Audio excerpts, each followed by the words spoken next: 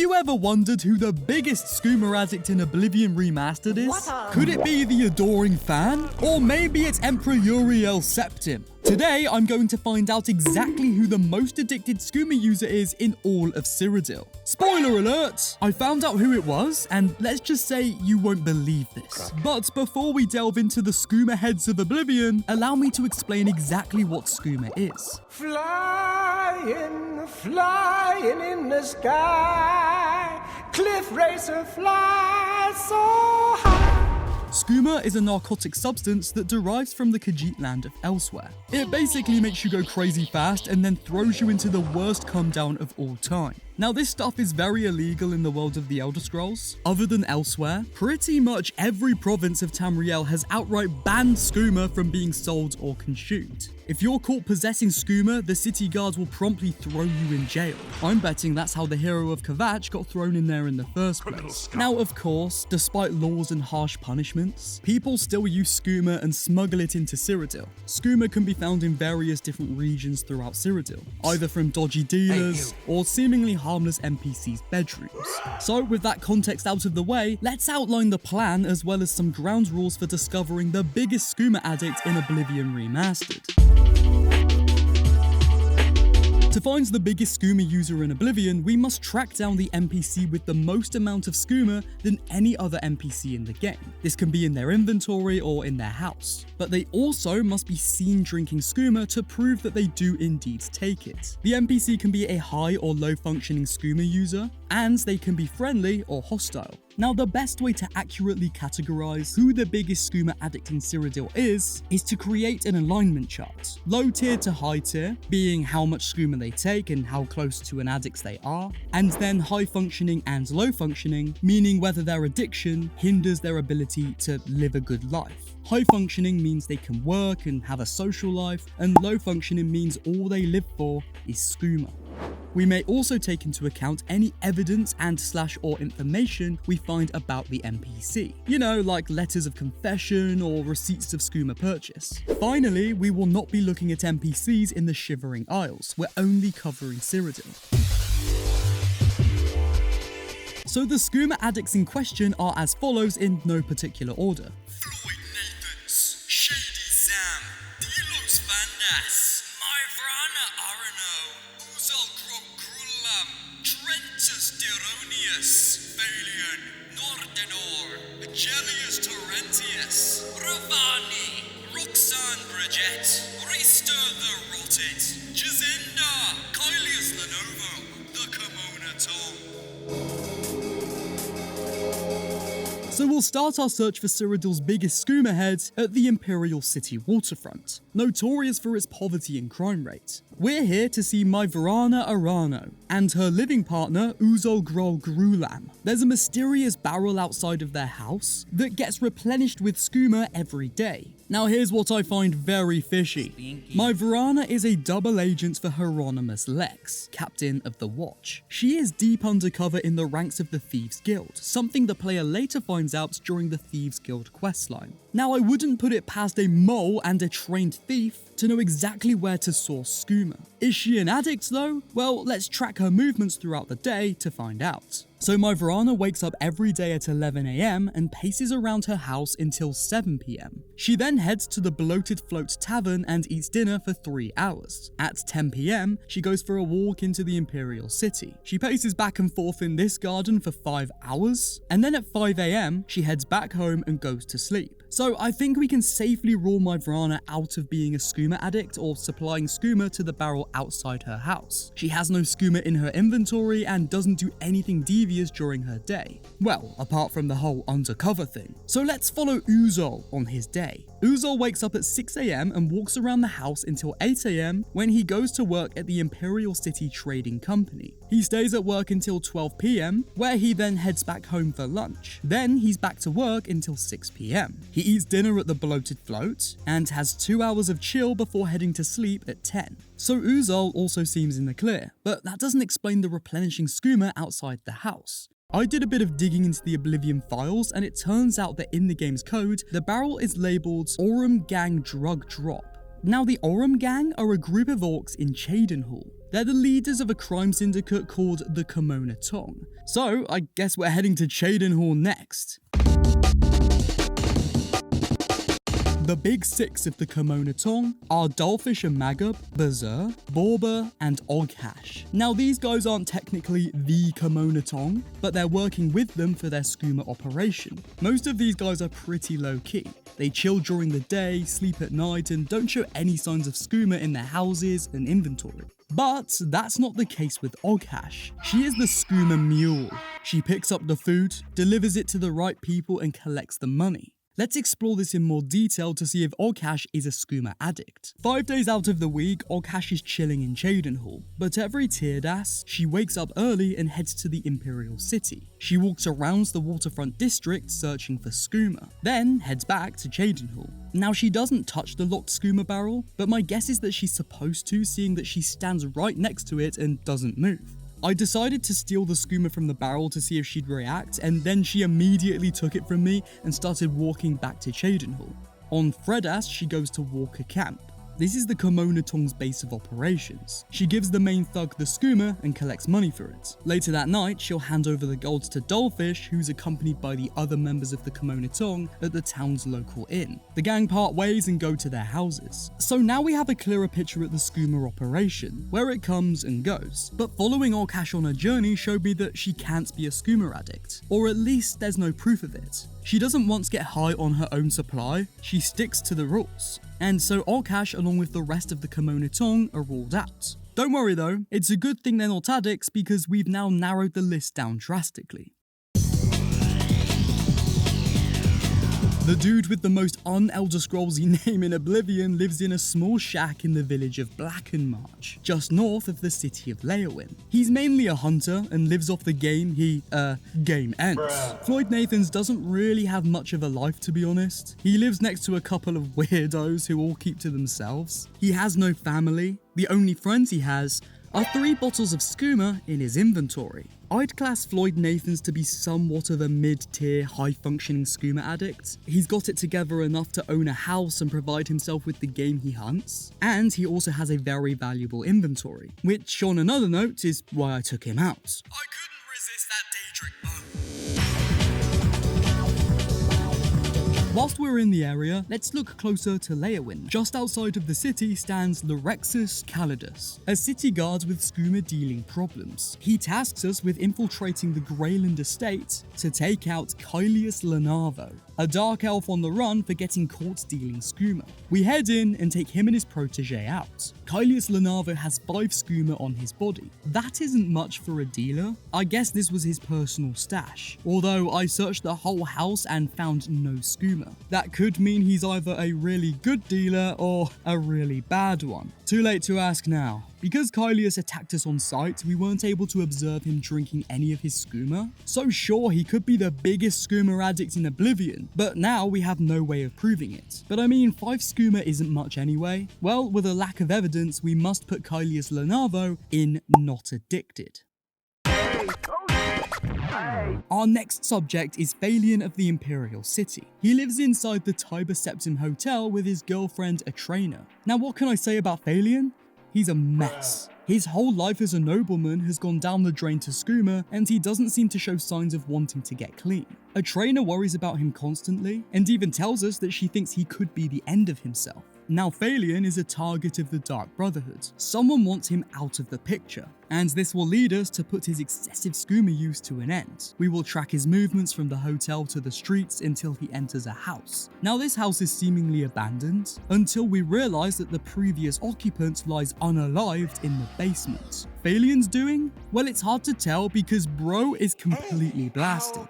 The house has 3 skooma on a table, and after curing Faelian of his addiction, we can find 3 bottles of skooma on his body. Because this dude is pretty much a lost cause mentally, and his addiction has even led to the game end of innocent people, I'm putting Faelian at the top spot so far. High tier, low functioning. I mean, come on, bro is a madman. So much so that someone even sent the Dark Brotherhood after him. But whilst we're investigating the homes of the rich in the Imperial City, let's take a walk now over to one of this guy's neighbours.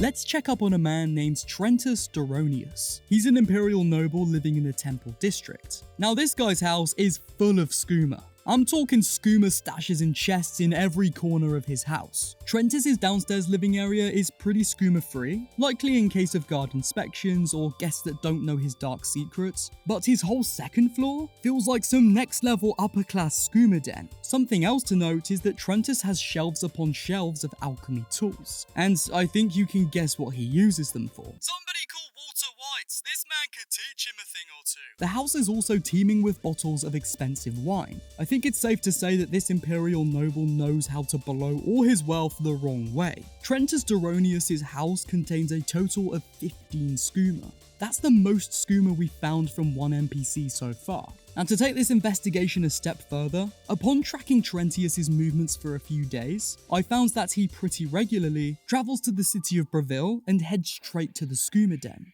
He never actually goes inside though. Bro stands right outside of the entrance and starts tweaking on skooma. Now Trentus doesn't actually have skooma in his inventory at any time, not even when he's seen drinking it. So my guess is that the game is implying that he comes to the Skooma Den to stock up and chow down. Later that night, Mr. Duronius travels back to the Imperial City in what must feel like the most skooma-addled trip of all time. I've accidentally run to Windsor. What? It's just the endorphins kicked in and I couldn't stop. So this NPC is clearly down bad, but he's also a seemingly well-to-do nobleman. He's also clearly got money, judging by his house, and almost daily purchase of skooma. So with that said, I'm going to place Trenus Duronius as a high-tier, high-functioning skooma addict. And as of right now, Trenus Duronius is our biggest contender for Cyrodiil's biggest skooma head, in the high-functioning tier. But our investigation is not done yet. Before we proceed inside of Breville's Skooma Den and investigate the land's most down bad denizens, we'll follow Trentus to his daily lunchtime pit stop, the feed bag.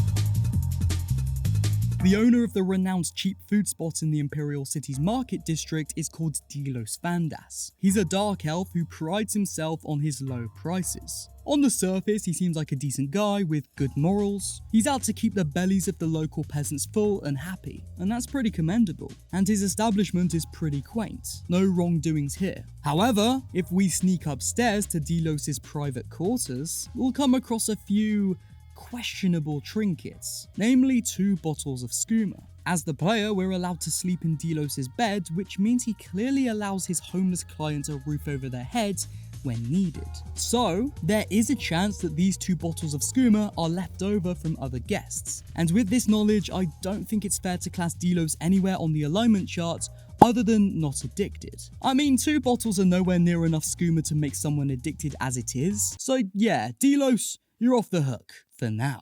Onwards to Breville's Skooma Den.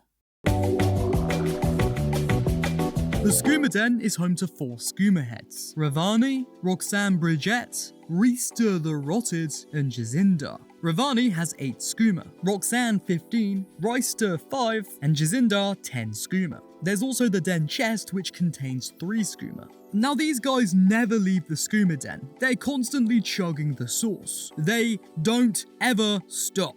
All 4 of these guys are the most depraved addicts in all of Cyrodiil, and maybe even all Tamriel. That's very clear. But who here is the biggest addict? Well, Jacinda is an angry kitty, throwing constant insults whenever we strike up a conversation, which must be a side effect of prolonged skooma use. I'm Jacinda. I tell you so you can tell everyone who kicked the crap out of you. But that doesn't indicate to me that his mind has been fully taken by the giggle water yet. Reister, on the other hand, is a very silly Nord. Wow! I got this amazing itch right on my thigh. Can't touch it. It's rough. His intelligence is obviously in the negative numbers, an all too common result of rapid skooma use, but he doesn't show signs of paranoia. Speaking of paranoia though, Ravani is quite literally the definition of a scaredy cat. Ravani just wants to get along. No trouble. Anything you want. Ravani's know nothing, good for nothing. Ask anyone. Just don't hurt Ravani. This submissive feline has evidently had his mind altered by the skooma to the point that he doesn't even get dressed in the morning. I mean, why take the time to put on a shirt when you could be pulling out the poison, right? And that leaves us with the only lady of the den, Roxanne. She owns the most skooma in the den and is absolutely faded. I mean, listen to her. That little prince, the Count's boy, he's sweet with the sugar. Easy street all the way. Roxanne is a mess beyond repair. And for that, Roxanne deserves a spot right after Faelian on the Skooma Heads leaderboard. At least until we meet any NPCs that could take her spot. She's a high-tier, low-functioning addict. I guess all that wetting your whistle pays off, right, Roxanne? Me? We'll put the rest of the den goers on the chart in order of the amount of skooma they own. Jazindar comes in close second at high tier low functioning, Ravani third place in the same column, and Rysdeer mid tier low functioning. But just because these guys are dominating the chart right now doesn't mean there isn't another NPC that could sweep up the whole game with their skooma down battery. And that leads me onto my next man in Breville, someone that actually visits the Skooma Den once per week under the cover of darkness. This man lives far from the squalor of the guys we just investigated. This man is the son of the city's count. So this guy is somewhat of an enigma. He stays inside Castle Breville 24/7 in the northern wing, which is classed as a private area. It was very difficult for me to track his movements, as every time I trespass inside the northern wing, the guards would come for me instantly, even if I entered unseen. Eventually, after enough attempts though, the guards stopped caring, which I probably have Oblivion's jankiness to thank for. Gellius chills in his room and ever so often ventures into the hallway, but that's about it. When speaking with Sir Terentius, he has somewhat of a pompous attitude. He thinks himself better than everyone else in his ivory tower, but digging a little deeper, bro is a bona fide junkie just like the rest of us. He has a skooma stash in a chest behind his bed that contains 3 skooma. And sure, 3 bottles isn't much. To have a hidden stash is a definite red flag, but we've come across worse addicts in our investigation. The thing that makes Gentius Terelius a much worse skooma enjoyer, however, is that every Lordas at 12 PM, he leaves the castle and walks to the Skooma Den. Here he stays for 12 hours chumming it up with the local skooma heads as he chows down on the brewski. At midnight, Gellius concludes his juicy drink sliming session and walks back to Castle Breville, where he hits the hay, so to speak. This guy is slinging skooma like it's nothing, and to sip the sauce for that long and still be able to walk in a straight line is some next level skooma head activity. So what does that mean for the skooma alignment chart? Well, the fact that the Count's son is a good for nothing layabout whose only activity all week is to go get turnt proves to me that he's definitely low functioning. Like, there's no way Ro could do any political type work that his dad does. Due to Gellius's wealth and the amount of skooma he drinks at the den, I'm going to put him at mid-tier low functioning. He's in the mid-tier row because I do believe he could be redeemed. He's young and has access to his father's resources, which gives him a chance of sobering up. We've all had our moments in life that we come back from, so maybe Gellius has a chance of getting clean. Now, before we head back to the Imperial City for our final 2 leads, we must cast our gaze to the other side of Breville, to a skooma dealer by the name of Nordinor. This wood elf is married to Nilowen, the owner of the Fair Trade, a general goods store in the city. They both live above the store in separate beds. I mean, they do say the key to a healthy marriage is to sleep in separate beds, right? During the day, Nordinor doesn't do much. He hangs around his living area and sometimes goes to the Lonely Suitor Lodge for dinner. It's during the dead of night where things get interesting. Every night between 12 AM and 4 AM, Nordinor sets up shop in the alleyway next to the Fair Trade. Here he sells skooma to passers-by until his shift ends, resulting in him going to bed. Nordinor has a replenishing stock of skooma, meaning he often buys it from somewhere, perhaps the Comonna Tong? Now, we don't see him drinking any of his supply, so we should really give him the benefit of the doubt and label him not addicted. But just take a look at this dude's face, and then take a look at his living arrangement. Can you safely tell me this guy doesn't sip a little drank here and there? I know, we don't have evidence, but I'm the investigator of skooma addicts, not the arbiter of morality and justice. So I don't care, I'm putting Nordinor at low tier, high functioning. And that leads me onto our penultimate subject of inquiry, Shady Sam. I once knew a guy called Sam, and honestly he was pretty shady. And if that's anything to go by, I think Shady Sam might live up to his name. Shady Sam resides in a crevice on the outer Imperial City wall. Psst. Hey, you. Yeah, you. Come here. I got what you need. When buying skooma from Shady Sam, he often only offers 1 bottle per working day. Now maybe this means he's bottoms up on the other 99 plus bottles, but I don't know. My guess is that Shady Sam is strictly business. There's no manning an operation this shady without a clear head. Perhaps Sam sips a skooma here and a skooma there, you know, to keep the edge, but I just don't see this man being a skooma addict. So, let's keep it short and sweet. Mainly because of a lack of addiction evidence, but also slightly because I'm worried what he'll do to me if I say too much about him. Yeah, so Shady Sam, not addicted. Finally, we have a bonus skooma addict, and honestly, it's disturbing how much skooma this guy drinks. Believe it or not, this guy is me! I love to run fast and get high. But jokes aside, we've now reached our final verdict on who the most skooma addicted NPC in all of Cyrodiil is. The Skooma Head Award goes to none other than Faelian of the Imperial City. But let me remind you guys why Faelian is number 1 on high tier, low functioning. His brain is completely addled due to the constant skooma chugging, all day, every day. So much so that he had even taken out a functioning member of society just so he would have a place to drink up away from prying eyes. But I guess second place goes to Trenus Duronius. He was the guy with the Breaking Bad style skooma brewery in his house, and he'd go to the Skooma Den every day. I feel like low functioning is a much worse place to be than high functioning though. Faelian and Roxanne have no life. Roxanne never leaves the den, and Faelian, well, he's Faelian. Whilst Trentus lives the city noble lifestyle, earns money, and travels across Cyrodiil. All for skooma, but still, it's a better life than a low-functioning addict. So yeah, congrats Faelian, you're the winner of Who's Cyrodiil's Biggest Skooma Addicts 3E433. Remember to subscribe and give this video a thumbs up if you enjoy my content. And comment below what you'd like to see me make a video on next. More Elder Scrolls? Other games? Let me know. See ya.